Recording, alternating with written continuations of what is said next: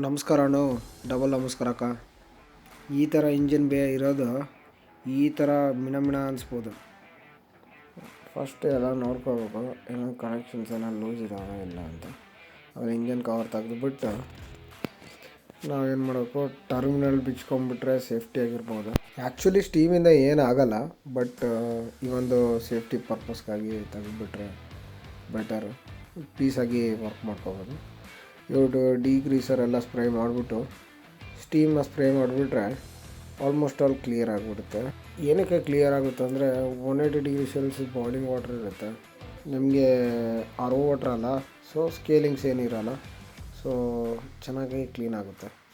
ನೋಡ್ತಿರ್ಬೋದು ವೀಡಿಯೋದಲ್ಲಿ. ಬಟ್ ನೀವು ಬ್ರಷ್ ಹಾಕೋದು ಮಾತ್ರ ಮರಿಬಾರ್ದು. ಬ್ರಷ್ ಎಷ್ಟು ಚೆನ್ನಾಗಾಗಿತ್ತೋ ಅಷ್ಟು ಚೆನ್ನಾಗಿ ಫಿನಿಶಿಂಗ್ ಬರುತ್ತೆ. ಇನ್ನೊಂದು ಏನು ಅಡ್ವಾಂಟೇಜ್ ಅಂದರೆ ನಿಮಗೆ ರ್ಯಾಚ್ ಬರೋಲ್ಲ, ಯಾಕಂದರೆ ಡಿಗ್ರೀಸರ್ ಬಂದು ಸ್ವಲ್ಪ ಆರ್ಶ್ ಸ್ಮೆಲ್ ಇರುತ್ತೆ, ಸೊ ಅದಕ್ಕೆ ರ್ಯಾಚ್ ಬರೋದು. ಫೈನಲ್ ಪಿಕ್ ನೋಡ್ಬೋದು. ಈ ಥರ ಸರ್ವಿಸ್ಗಾಗಿ ಕಾಲ್ ಮಾಡಿ. ಪ್ಲೀಸ್ ಲೈಕ್ ಮಾಡಿ, ಸಪೋರ್ಟ್ ಮಾಡಿ ಪ್ಲೀಸ್. Thank you.